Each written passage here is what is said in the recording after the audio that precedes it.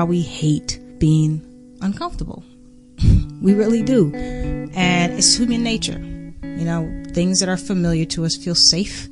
They feel secure. However, you know, a lot of things you always hear, oh, you know, the magic happens outside of your comfort zone. And it really, as cliche as that may sound, it's absolutely true. So I came across a quote by Susan David. It says, "Discomfort is the price of admission to a meaningful life. Courage is fear walking."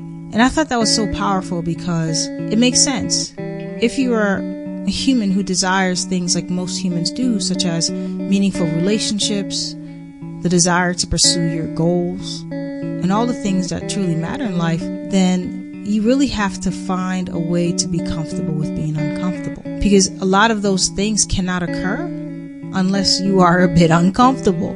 If there's a person that you're really feeling, I mean, somebody has to make the first move. So that's uncomfortable. You have to risk being rejected. And what about those relationships that we stay in for far too long? It's comfortable. You know how the saying goes, the devil that you know is way less scarier than the devil that you don't know. So I get it. But we stay in these relationships because it's way too uncomfortable to go through the whole entire process again of getting to know someone and putting your heart on the line. It's too scary. It's too much uncertainty about that. And it's all of these things that we know in our hearts that need to change, but we have a lot of resistance. And that resistance that we feel inside represents the battle of emotional rigidity. Emotional rigidity simply means that you're rigid in your emotions. And in order to experience the best out of life, you really have to have emotional agility. You have to be very flexible with your emotions. And you have to be open to feeling and embracing your emotions. You know, some of us won't give up the stuff that's tearing us up inside, no matter how much it's destroying our lives, because we're emotionally rigid. And a lot of that resistance hinders us from embracing a lot of beautiful things that is waiting for us once we let that go. When we are too rigid in our emotions, we are not able to move forward. Life changes constantly, which means it's so important to be flexible with our emotions and embrace any discomfort that comes our way. Allow those feelings to come through you.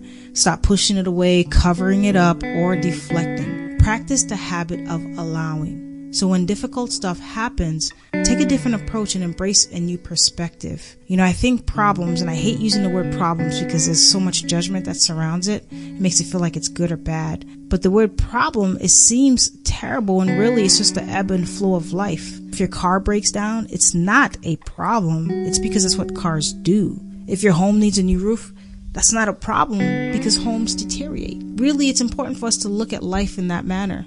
So a recent situation with my son has tested me for sure. He's fine. I'm fine. However, he's going through a lot of things right now, and the things that he's going through really has impacted my life in a very unexpected way. And I could have done the whole blaming, could have done this, why didn't you do this game, but I didn't. I know, believe me, I got super pissed off, and I'm human and things happen. But I had to take a step back and really look at the situation in a very logical sense. So if this is the problem, how do we resolve it? I had to, because if I didn't, then that whole situation would just eat me up inside. And that's what a lot of difficult situations do. They eat us up inside because we know what we need to do, but it's just very difficult because we don't allow ourselves to practice. The universe throws us things and throws us situations so that we can practice a lot of these things, because when you begin to strengthen your resiliency, you are better equipped to handle whatever life throws your way, obviously to the best of your abilities. So I'm encouraging you, be flexible with your emotions. Be open with discomfort. In fact, when it sees you, say, "What's up? What took you so long?" Okay? But seriously, because when you are flexible with your emotions, you are more connected with people. Relationships become a lot easier, and you will find the fulfillment and the meaning that you're looking for.